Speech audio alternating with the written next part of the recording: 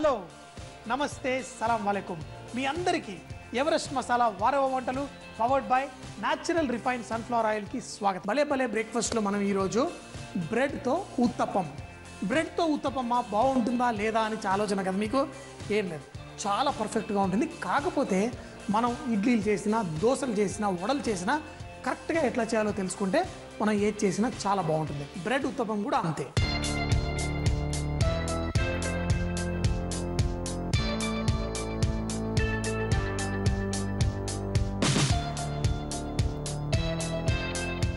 First మనం బ్రెడ్ని కొంచెం పొడి పొడిలాగా చేసుకోవాలి. మొత్తం బ్రెడ్ ఇలా కట్ చేసి ఇందులో వేసామనుకోండి సరిగ్గా పొడి కాదు.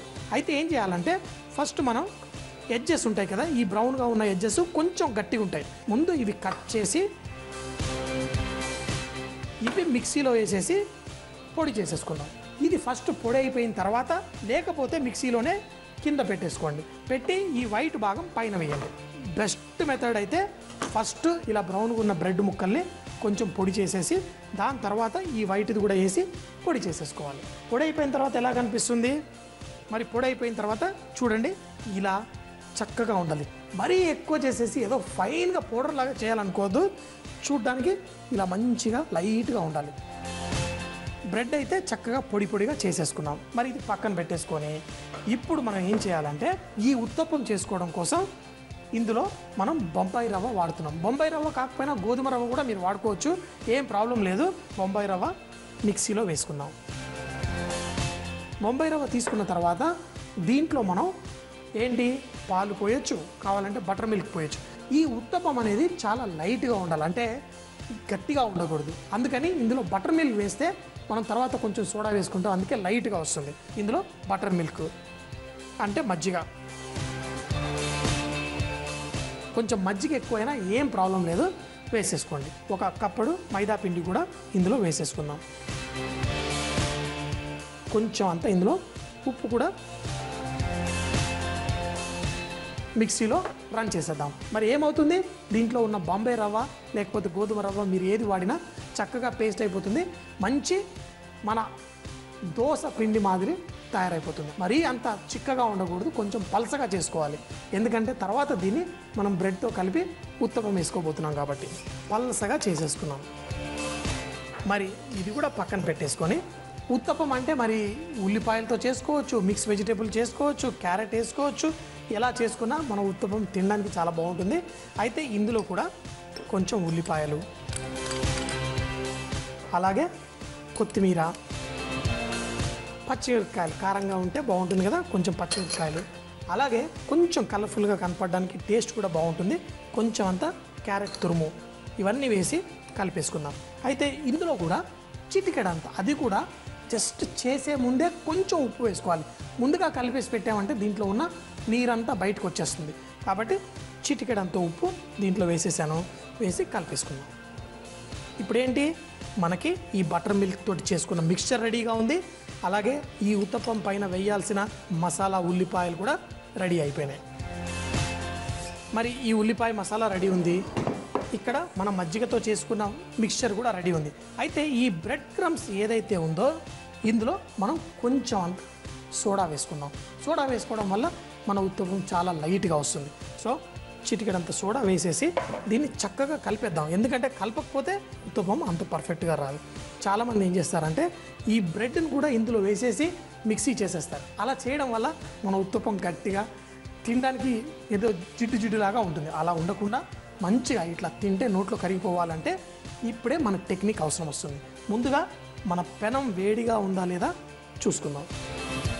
ఓకే, పర్లేదు, ఇంకా కొంచెం వేడైతే బాగుంటుంది. చూడండి, ఇంతసేపు వేసినా నీళ్లు చుస్ చుస్ చుస్ అంటుంది.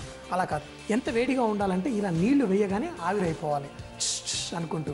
అప్పుడే మనది భలే భలే బ్రేక్ఫాస్ట్లా వస్తుంది. సో అంతా రెడీ ఉంది కాబట్టి ఇప్పుడు ఈ మొత్తం అంతా వేయకుండా కొంచెం కొంచెం పోసుకొని మనం ఉత్తప్పం చేసుకుందాం. ఒక ఉత్తప్పం సరిపడా వేసుకుందాం. వేసుకొని దాన్ని ఈ బ్రెడ్తో పాటు కొంచెం కలుపుదాం. ఇలా వేసి కలిపేసి అప్పుడు ఈ మిక్స్చర్ని కనుక మనం ఉత్తప్పంలా ఇలా వేసుకుందాం. మీకు సన్నగా కావాలంటే ఉత్తప్పం కొంచెం సన్నగా వేసుకోవచ్చు, లావుగా కావాలంటే లావుగా కూడా వేసుకోవచ్చు. మరి ఉత్తప్పం ఇంత సైజ్ అయితే సరిపోతుంది కదా. మరి దీనిపైన మనం కొంచెం ఉల్లిపాయ అన్నీ వేసుకుందాం. ఎంత ఉల్లిపాయలు వేసుకుంటే అంత బాగుంటుంది.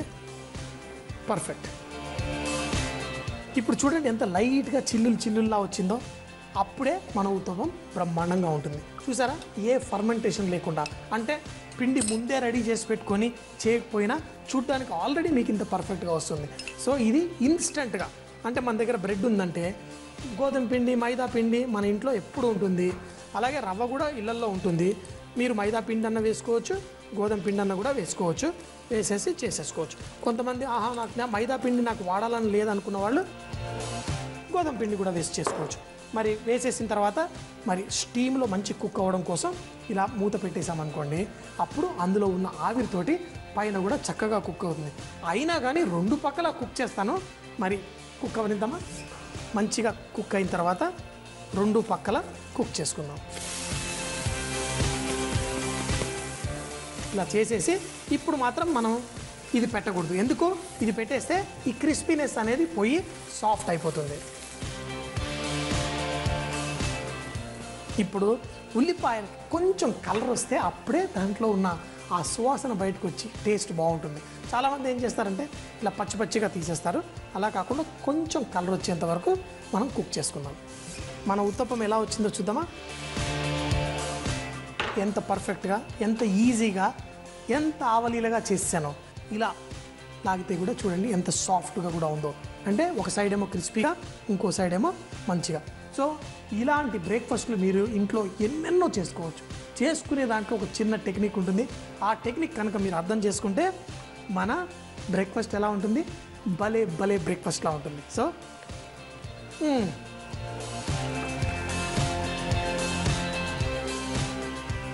మరి తినడానికి కూడా చక్కగా ఒక సైడ్ కరకరలాడుతూ. అద్భుతం. బ్రెడ్ ఉత్తప్పం తయారు చేయ విధానం. ముందుగా ఒక మిక్సీ జార్లో బ్రెడ్ కొనలు, బ్రెడ్ మధ్య భాగం వేసి పొడి చేసి పెట్టుకోవాలి. అదే మిక్సీ జార్లో రవ్వ, మజ్జిగ, మైదా పిండి, ఉప్పు వేసి పేస్ట్ చేసి పెట్టుకోవాలి. ఒక బౌల్లో ఉల్లిపాయ ముక్కలు, కొత్తిమీర, పచ్చిమిర్చి ముక్కలు, క్యారెట్ తురుము, చిటికెడు ఉప్పు వేసి కలిపి పెట్టుకోవాలి. ఇప్పుడు ఈ బ్రెడ్ పౌడర్ ని తీసుకొని దాంట్లో కొంచెం అంత సోడా వేసి కలుపుకోవాలి. దాని తర్వాత మనం పేస్ట్ చేసుకున్న రవ్వ, మైదా మిశ్రమాన్ని కలిపి ఒక పెనంపై పోసుకొని దానిపై కలిపి పెట్టుకున్న క్యారెట్, ఉల్లిపాయ మిశ్రమాన్ని వేసి మూత పెట్టి 2 వైపులా కుక్ చేసుకోవాలి. ఇప్పుడు దీన్ని చట్నీతో సర్వ్ చేసుకుంటే మన బ్రెడ్ ఉత్తప్పం చాలా బాగుంటుంది. చాలా మంది మీరు నాకు చాలా రెసిపీలు రాసి పంపించేస్తున్నారు. సూపర్, భలేగా ఎంజాయ్ చేస్తున్నాను. ఎందుకంటే కొన్ని నేను ఎప్పుడు ఊహించని రకరకాల రెసిపీలు కూడా వచ్చేస్తున్నాయి. అయితే ఈరోజు రెసిపీ ఏంటో తెలుసా? మన అన్నం చిత్రాన్నంలో గోంగూర అన్నం.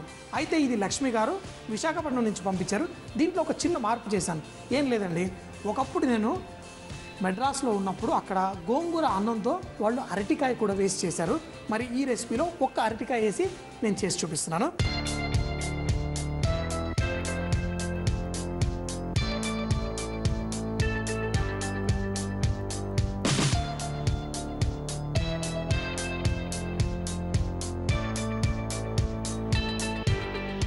దీనికి ఫస్ట్ మనం కొన్ని మసాలాలు వేయించుకుందాం. ఎండుమిరపకాయలు, అలాగే ధనియాలు, అలాగే కొంచెం మెంతులు, నువ్వులు, ఇవన్నీ వేసి మనం చక్కగా వేయించుకుందాం. మనం నూనె ఏం వేయక్కర్లేదు. ఏం వేయకుండా ఇలా స్లోగా వేయించుకుని దీన్ని మిక్సీలో వేసి పొడి చేసేసుకోవాలి. ఒక 2-3 నిమిషాల పాటు స్లోగా చేసుకుంటే చాలా బాగుంటుంది. మేము సాధారణంగా చాలా ఎక్కువగా క్వాంటిటీ చేసేటప్పుడు ఏం చేస్తామంటే అన్నీ సపరేట్గా చేసుకుంటాం. కానీ కొంచెం ఇంట్లో చేయడానికైతే ఈ మాత్రం సరిపోతుంది. ఇవన్నీ కొంచెం వేగితే పౌడర్ చేయడానికి కూడా ఈజీగా ఉంటుంది. మరి ఇవి తీసుకొని మనం మిక్సీలో వేసేసుకుందాం. మిక్సీలో వేసి ఇది బరకగా పొడి చేసుకుందాం. ఈ లోపల మనం కొంచెం నూనె వేసి ఇప్పుడు గోంగూర కూడా వండుకుందాం. మరి ఎక్కువ కాదు, కొంచెం నూనె వేసుకున్నాను. నూనె వేసుకొని ఇందులో గోంగూర ఆకు ఫ్రై చేసుకుందాం. ఆకు ఇంత వేసినా ఫ్రై అవుతే ఎంత అవుతుంది? ఇంత ముద్ద అవుతుంది. అందులో గోంగూర ఆకు ఏంటంటే కొంచెం వేడి తాకగానే ఇంత అయిపోతుంది. అందుకని చాలా గోంగూరలా కనిపించినా చాలా తక్కువే ఉంటుంది. మరి ఇది ఫ్రై చేస్తూ కూడా ఇందులో చిటికెడంత పసుపు, అలాగే కొంచెం ఉప్పు కూడా వేసుకుందాం. 2 నిమిషాల పాటు కుక్ చేసుకొని మిక్సీలో వేసి పేస్ట్ చేసుకుందాం. ముందుగా ఇది వేసే ముందు మనం ఈ మసాలా పౌడర్ చేయకపోతే అంత ఈజీగా పేస్ట్ కాదు. చక్కగా ఈ గోంగూర కూడా ఉడికిపోతుంది. మరి చూడండి, మసాలా ముందుగానే పొడి చేసి పెట్టేసుకున్నాను. మరి దీంట్లో మనం ఉడికించుకున్న ఈ గోంగూర కూడా వేసేసుకుందాం. అలాగే దీంట్లో గోంగూర పులుపు సరిపోతుంది, కానీ ఇంకా కొంచెం పులుపు కావాలి కాబట్టి ఇందులో కొంచెం చింతపండు పులుసు కూడా వేసేసుకున్నాను. అలాగే దీంట్లో కొంచెం అంత ఉప్పు కూడా వేసి దీన్ని మళ్ళీ ఇంకొకసారి పేస్ట్ చేసేసుకుందాం. గోంగూర చక్కగా పేస్ట్ చేసేసుకున్నాను. ఇప్పుడు మనం ఈ మసాలాకి తాలింపు వేయాలి. అట్లాగే మనం చిన్నగా కట్ చేసుకున్న ఈ అరటికాయ ముక్కలు కూడా కుక్ అవ్వాలి. మరి మనం రకరకాల చిత్రాన్నాలు చేసుకుంటూ ఉంటాం. అయితే ఒక్కొక్క అన్నానికి ఒక్కొక్క రకమైన నూనె వాడితే చాలా టేస్ట్ ఉంటుంది. మరి ఇలా గోంగూరతో చేసేటప్పుడు దీంట్లో నువ్వుల నూనె వాడితే మంచి టేస్ట్ వస్తుంది. కాబట్టి నువ్వుల నూనె తీసుకున్నాను. కొంచెం నువ్వు నూనె వేడెక్కిన తర్వాత దీంట్లో మనం తాలింపు వేసుకుందాం. నూనె కొంచెం వేడెక్కిన తర్వాత ఆవాలు చిటపట్లాడిన తర్వాత ఎండుమిరపకాయ, అలాగే దీంట్లో కొంచెం అంతా శనగపప్పు వేసి కొంచెం వేయించుకుందాం. కొంచెం వేగిన తర్వాత ఇందులో మినప్పప్పు, అలాగే అంటే సాధారణంగా ఎవరు వేయరు, నాకైతే చాలాసార్లు చెప్పాను కదా, నాకు జీడిపప్పు, బాదం పప్పు ఇలాంటివంటే చాలా ఇష్టం. గోంగూరలో కూడా ఎవరన్నా జీడిపప్పు వేస్తారా? నేను వేసుకుంటున్నాను. మీరు వేయాల్సిన అవసరం లేదు, నాకైతే మా ఇష్టం. వేసి దీంట్లో కరివేపాకు, కొంచెం ఇంగువ చిటపట్లాడుతున్నప్పుడు దీంట్లో ఎక్కువ మిరపకాయలు వేసుకుంటే చాలా బాగుంటుంది. ఎటువంటి రకమైన పులిహోర అయినా, నిజంగా చెప్పాలంటే మరి ఇది ఒక రకమైన పులిహోరే కదా. గోంగూరతో పుల్లగా చేసుకునే ఈ అన్నాన్ని కూడా మనం పులిహోర అనొచ్చు. కొంచెం అంత పసుపు కూడా వేసుకొని వేయించుకుందాం. ఇప్పుడు దీంట్లో మనం అరటికాయ ముక్కలు కొన్ని కట్ చేసి నీళ్ళల్లో పెట్టాను. అరటికాయ ముక్కలు మరి కట్ చేసి నీళ్ళల్లో ఎందుకు పెట్టాను? ఈ అరటికాయలు కట్ చేసి బయట ఉంచితే నల్లగా కలర్ వచ్చేస్తుంది. అలా రాకుండా ఉండడం కోసం కొంచెం నీళ్ళల్లో వేసి పెట్టేసుకున్నాను. కొద్దిసేపు ఇలా వేగనిద్దాం. పచ్చిమిరపకాయలు అన్నీ ఫ్రై అయిపోయాయి. ఇప్పుడు ఇందులో మనం పేస్ట్ చేసి పెట్టుకున్న మన గోంగూర ముద్ద ఇందులో వేసుకుందాం. వేసి ఇప్పుడు ఈ అరటికాయ ముక్కల్ని కూడా ఈ గోంగూర ముద్దతో మనం ఫ్రై చేసుకోవాలి. 4-5 నిమిషాల పాటు ఇలా ఫ్రై చేసుకోవాలి. ఇప్పుడు ఇలా ఒక 4 నిమిషాల పాటు స్లో మంటలో కుక్ చేస్తే మన అరటికాయ ముక్కలకు కూడా ఒక మంచి టేస్ట్ వస్తుంది. ఇది అన్నంలో కలుపుకుంటే మన అన్నం, మన చిత్రాన్నం సూపర్గా ఉంటుంది. ఇలా గోంగూర ఈ మసాలాని మరీ ఎక్కువ ఉంది కదా, అన్నం చేసుకునేది కొంచెం మనం తీసేసి ఒక బౌల్లో పెట్టేసుకుందాం. ఎందుకంటే ఇది ఎప్పటికప్పుడు చేసుకొని తినొచ్చు. ఇలా వేడిగా పెనంలోనే ఉంచేసి దీంట్లో అన్నం పొడి పొడిగా చేసుకొని ఇందులో వేసుకొని కలిపేసుకుంటే మనకి సూపర్ మన గోంగూర అరటికాయ అన్నం రెడీ అయిపోతుంది.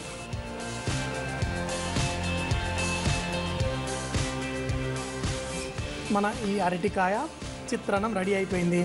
ఈ అన్నాన్ని పచ్చిమిరపకాయ, అరటికాయ ముక్కలు, నాకు ఇష్టమైన జీడిపప్పు ముక్కలు అన్నీ వేసుకొని చక్కగా తినాలి. కరెక్ట్గా కనుక మీరు చేసుకుంటే ఈ పులిహోర అద్దిరిపోతుంది. సో మరి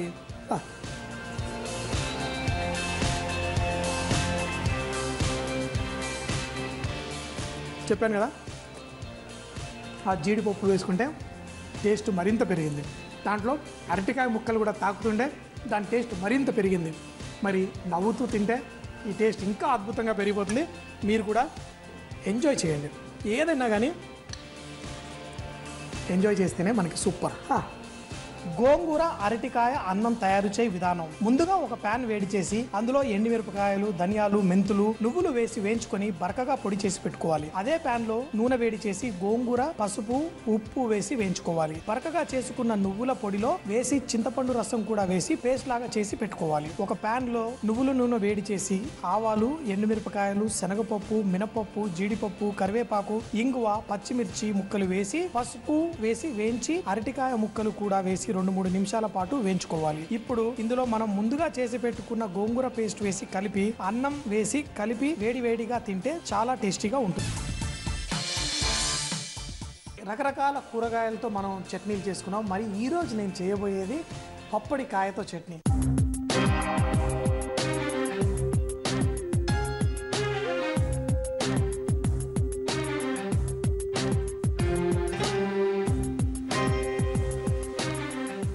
మనకి పచ్చి పప్పాయ మనకి మార్కెట్లో దొరుకుతుంది కదా, అది సాధారణంగా మనం దాంతో కూరలు కూడా చేసుకోవచ్చు. ఎక్కువగా నేనైతే బిర్యానీలు, మటన్ అట్లాంటి బిర్యానీలు చేసేటప్పుడు దీన్ని పేస్ట్ చేసేసి దాంతో కలుపుకుంటే మటన్ సాఫ్ట్గా టెండర్గా అవుతుంది.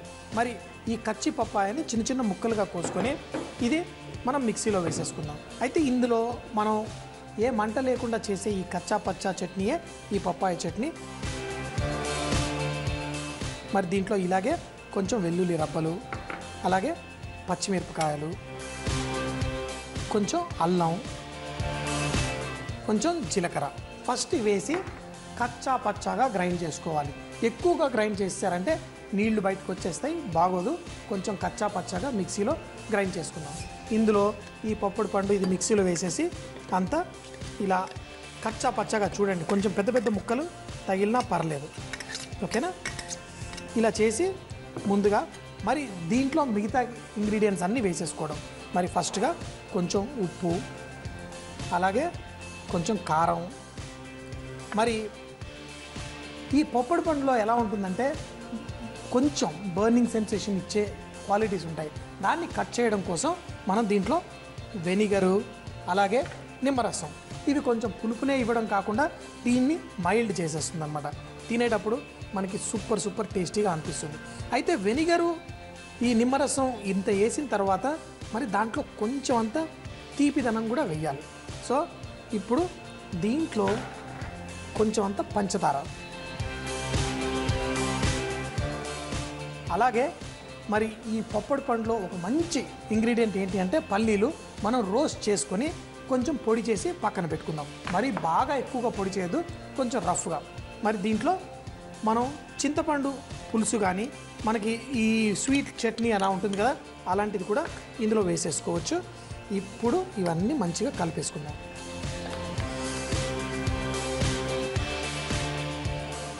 ఇప్పుడు షుగరు అన్నీ వేసాం కదా, మరి సరిగ్గా ఇదంతా కలిసిపోయేలా చేసుకుందాం. ఎంత రెడీ అయిపోయింది. మరి ఇందులో కావాలంటే మీరు టమాటా, ఉల్లిపాయలు ఇవి కూడా వేసుకుంటే బాగుంటుంది.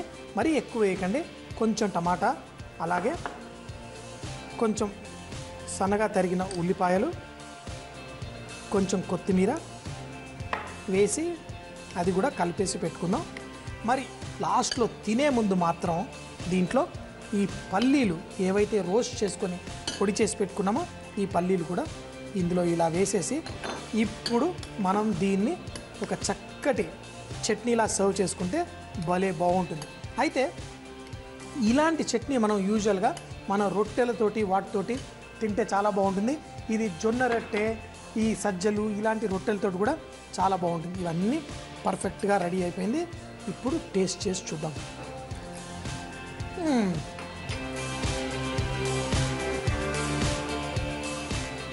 ఇదే కనుక మీరు ఆర్డినరీ పుల్కాలో అయినా కానీ రొట్టెలో అయినా కానీ వేసుకుంటే చాలా బాగుంటుంది. అంతేందుకు కొన్నిసార్లు మనం వేపుడు అన్నం చేసుకుంటాం, పులిహార అన్నము, కొబ్బరి అన్నము, ఇలాంటి వాటిల్లో కూడా ఇది పక్కన పెట్టుకొని తింటూ ఉంటే భలే సూపర్గా ఉంటుంది. ఇది తప్పకుండా మీరు ట్రై చేయండి, మీ పిల్లలు కూడా చాలా ఇష్టంగా తింటారు. కొంచెం పల్లీలు అన్నీ తగులుతూ కరకరలాడుతూ భలేగా వెరీ సింపుల్ పప్పాయ బొప్పాయ ఏమంటారో దాని చట్నీ. వారేవా అంటే అద్భుతమైన వంటలని. మరి మీకు తెలుసా ప్రతి జిల్లాలో నోరు నుంచే ఒక అద్భుతమైన వంటకం ప్రత్యేకంగా ఉంటుందని. మరి ఆ వంటకం ఏంటో మాకు మీ జిల్లా పేరుతో సహా రాసి పంపిస్తే XXX డిటర్జెంట్ సోప్ తరఫున ఒక మంచి బహుమతి గెలుచుకోగలరు. మరి మా చిరునామా MIG 1540 BHEL హైదరాబాద్ 502032. మా వంటల ప్రోగ్రాంలో ఇంట్రెస్ట్ తీసుకొని మాకు రెసిపీని పంపించిన వాళ్ళందరికీ మా థ్యాంక్స్. ఈరోజు XXX డిటర్జెంట్ బహుమతి గెలుచుకున్న విజేత చూశారు కదండి, ఈ వారం అంతా స్పెషల్స్ అంటే స్పెషల్స్ అయిపోయినాయి. మరి సోమవారం నుంచి మరిన్ని కొత్త వంటకాలతో మీ ముందుంటాను. అప్పటిదాకా సీ యూ, బాయ్ బాయ్, ఖుదాఫిజ్.